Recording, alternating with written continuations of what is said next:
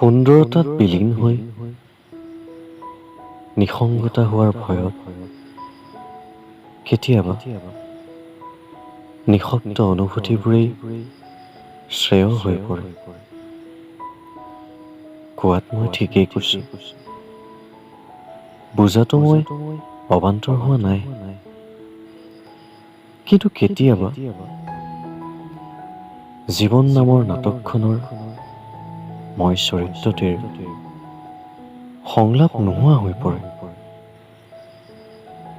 তেতিয়াই প্ৰয়োজন হয় মৌনতাৰ ভাষাৰে সংলাপ সৃষ্টি কৰিব পৰা আন কোনো বিশেষৰ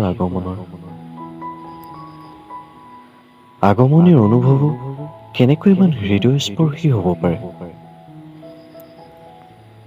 হয়তো মৌনতাৰ নিখুঁত শব্দ বুজি পোৱা এয়াই চাগে কোনোবাৰ ৰাগিনী।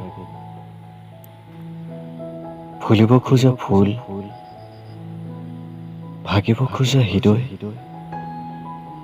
বুজিব বিচৰা মন আৰু ক'ব বিচৰা কিছুমান কথা আপোনা আপুনি ওলাই পৰে। হয়তো এয়া সময়ৰ দাবী নহ'লেও জীৱন নামৰ নাটকৰ এক সৰ্বাংগীন চৰিত্ৰ।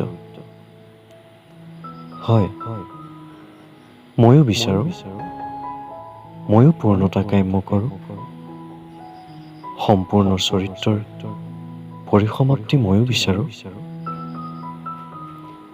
বিশেষ কোনোবাৰ বুজনিত ফুলপাহি হৈ ঠন ধৰি বৰ আনন্দেৰে আগবাঢ়িব বিচাৰো। সেউজীয়াৰ মাজত মুকলি মনে ফুৰিব বিচাৰো, কিন্তু কেনেকৈ পাৰে পূৰ্ণতাৰ অংশখিনি শূন্যতা কৰিব? ধুমুহা, এজাক মাতাল ধুমুহা লৈ গ'ল, ভাঙি গ'ল, সলনি, কেৱল সলনি কৰি গ'ল আৰু বুজাই গ'ল ৰংবোৰ যে খন্তেকীয়া, হাঁহিবোৰ নিৰস আৰু সংলাপবোৰ একেবাৰেই নীৰৱ।